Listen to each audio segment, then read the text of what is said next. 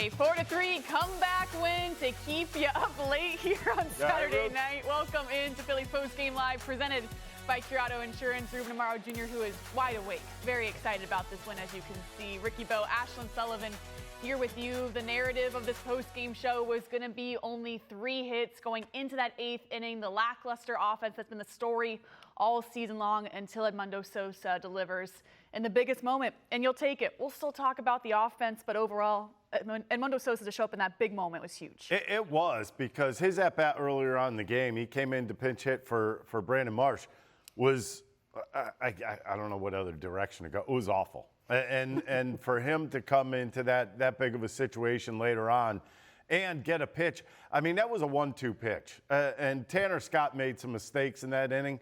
But you know what? Those hitters are up there to take care of those mistakes. He had Tanner Scott had an 0-2 count on Justin Crawford, left one over the middle of the plate.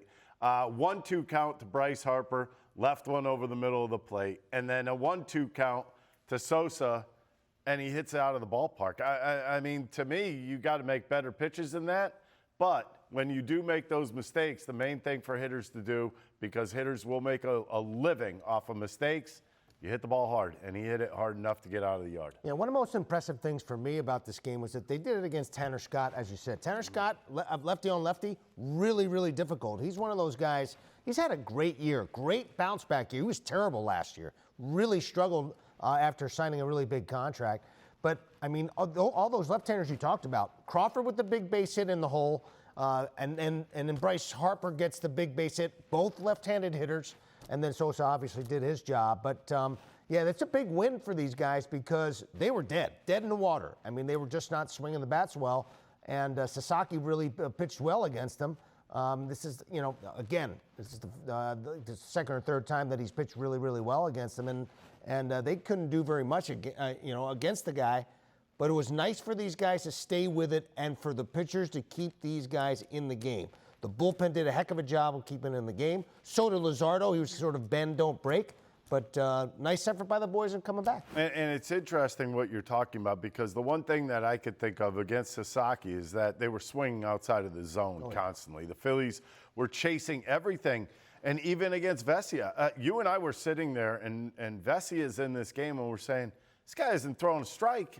And the Phillies they had the bases loaded, and then they go down like no problem, and Vesia is still not throwing strikes. I don't understand, like, the recognition out of the hand, how they're not picking much up, especially the off-speed stuff. Yeah, they swung outside the zone about as much today that I noticed as they have all season long. A lot of swings and misses of pitches that are outside the strike zone, and that's one of the reasons why they've had so many struggles offensively.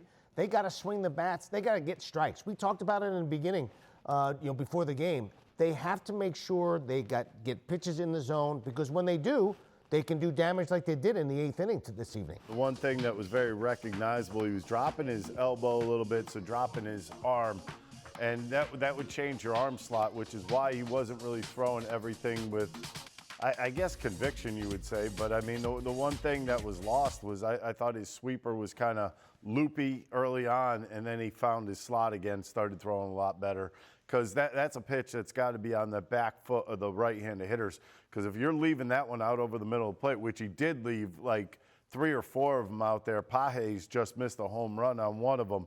But, I mean, that's a pitch you want to bury. You want to make sure you're on top of that pitch. But that was just a mechanical issue. Other than that, I thought he pitched pretty well, especially with the runners on base.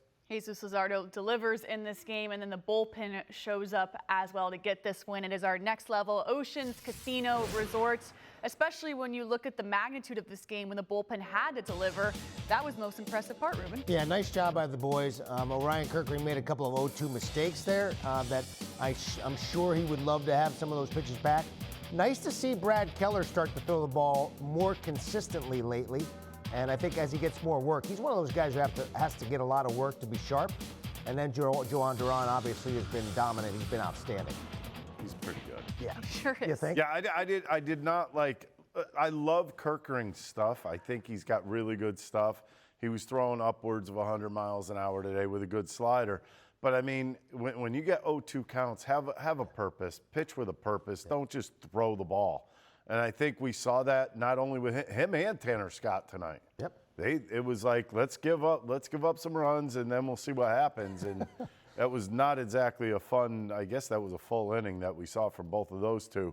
But I mean, you got to make quality pitches when you're ahead in the count. And Ryan Kerkering, it hurt him tonight. The Phillies with a come-from-behind win in the 8th inning. Let's go back to Los Angeles to hear from Phillies manager Don Mattingly. For starters, can you just take us through the decision to pinch hit Sosa for Marsh there originally in the 6th? Yeah, just like the matchup, honestly. Felt like that was a spot we needed to try to score there. And just the left on left, although Marsh has been playing for the most part, still like Sosa there. And then to not come through in the moment, but get a second chance against lefty D to make the most of it. I mean, how big is that for Yeah, I knew that was going to happen, right? No, you feel good for him because he's been scuffling a little bit, but still, you gotta trust your guys, what they can do and what they're capable of. So, Sosa's a good guy. We felt like for the first spot, obviously coming through it's good to see that for him. What can you say about the way that he's been able to produce late in games for you, really time and time again? Sosa? Well, I mean, he's such a good kid, right? And probably not a kid, but you just want good things for him. He works hard, he works all the time. He plays sparingly, but he's always ready and with a good look on his face every day. So it was good to see him come through. How good do you feel as a manager when you make a big decision mid-game and it turns out to be a good one later on? It turns out later on, okay. I don't know. I guess lucky right there. Can you explain the play at the plate? He obviously missed the plate. Did you guys know that when you challenged? Like, what did the umpire say? Well, that's the one thing we didn't know. If we would have known that he missed it, it was just basically a quick challenge right away. JT thought he got him. Our guys thought he nicked him. If we would have known he missed the plate, then we would have had to appeal it first, and that was what the discussion was about. So if we would have known, we would have appealed first and then went to it. But if you appeal it first and the umpire says he's still safe, have you run out of time to challenge? I don't think so. I think you like with the appeal, like a guy leaving from third, you got to appeal first and then you can go to replay. Okay. That was Kerkering's first time on that mound since the error here last year. Like, how did you think he handled himself overall? Good. Yeah, he was fine. I thought he threw the ball good. Gets Ohtani, gets Freeman. Just left a breaking ball there. It looked like for Paez, and then Mookie did a nice job of shooting him to right. Marsh has been near the top of batting leaders for all season. Like, do you have to explain to him there after the moment? Maybe say, look, he's back cleanup tonight. You can pinch hit for him in the 6th inning, bases loaded. No, Marsh he's been good about everything. He wants to win a game, and that's what we talked about. Even when I think I hit for him against somebody in Boston when he had a 13-game hit streak, and he could have cared less. He's just like, he knew that was a spot. I think it was Chapman coming in and knew that spot. We needed a boom, and he was fine with it. So I wasn't worried about that. He's always good with that. Again, we're just trying to win a game somehow, some way. You make decisions along the way. Sometimes they work, sometimes they don't. It didn't actually work there, but it ended up working out. But still, I think it speaks a lot about Brandon is that he just cared about winning. So I knew I didn't have to worry about that. What did you see from starting pitcher Sasaki? I thought their guy was good. I mean, he's got good stuff. I thought our guy was really good, honestly. I thought Zeus did a nice job getting out of a little trouble there. I think it was the second or the third. Hart made the nice play at third base. On the bunt, it kind of got us an out there, and then Zeus did a nice job of getting out of that. So I thought he threw the ball really good. Their guy obviously threw the ball well too. It ended up not mattering, but what do you think of Crawford kind of gambling on that dive in a tie game there? Well, after he doesn't make it, you think about it. But we've been pushing Craw to be aggressive. Early in the year, some balls were dropping out there in front of him, and we've really been pushing him to be aggressive in center field. So it's like you kind of get the 6-7 thing going.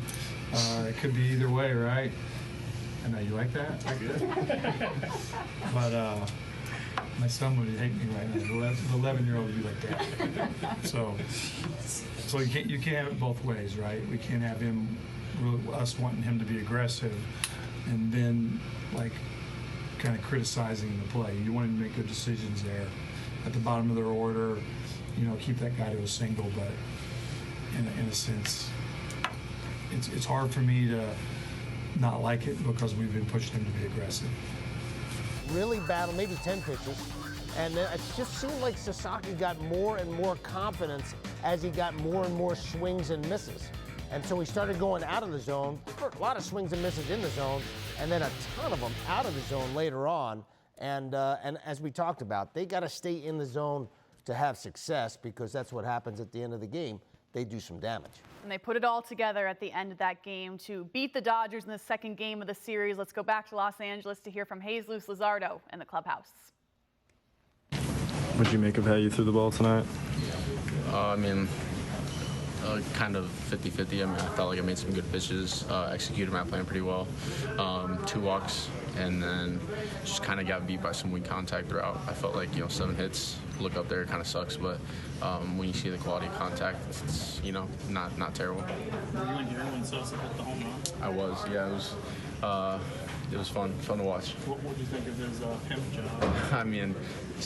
Sosa knows when he got it. So the second I saw the little skip, I knew we were up. But I couldn't be happier for him. He, works tirelessly at his craft. So, it was a great swing, and obviously Tanner's a good pitcher. So, he put a good swing on it and went well for us.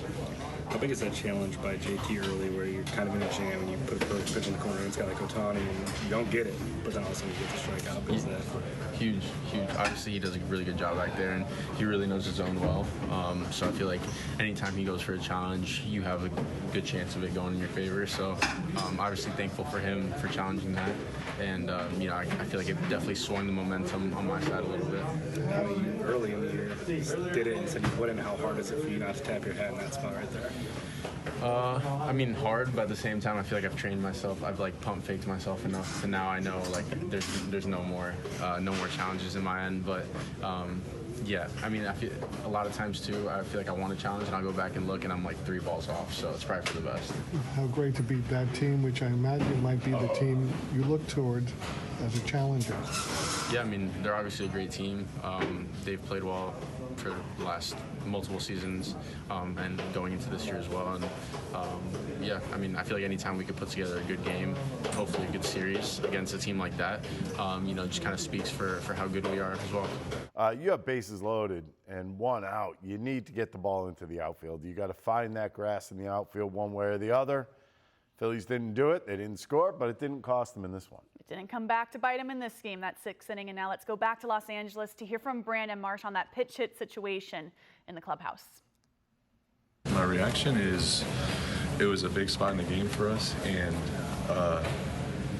we went with the matchup, and thankfully at the end it worked its way out, and Sosa came in huge for us. So definitely, as a competitor, as a player, you want that at bat, no matter how tough it is. And Betsy has really, really good stuff, and I would still like to have confidence in myself, but I'm riding with Donnie, and we made the decision, and it worked out in the end. And it's a team game, and it took all of us tonight. I feel like we went through the whole lineup, all the reserves. So it's going to take that some nights, and tonight it did, and I'm glad it worked out for Sosa. It was a big moment for him, big moment for us, and we needed it. At the same time, you say it's tough. You want it, but you were the first guy to embrace him after the strikeout and the home run in the dugout. Why? That's my guy. That's the relationship we have with each other in this locker room, and it's not just with me and Sosa, it's with everybody. So, I know he wanted to come through big in that Betsy at bat, and it just didn't turn out for him, and his spot came up in the 8th, and it was an incredible, way to flush the last one and move on to the next one against a really, really good pitcher in Scott. So it's, like I said, of course I want the at-bat. And I want to be in there and I want to come through for the guys. But if tonight just wasn't my night, it was Sosa's night. And that's kind of just a testament to this team. And, it takes all of us sometimes, like tonight. Baseball's such a game of lots of decisions, and when they work out, what kind of feeling is that?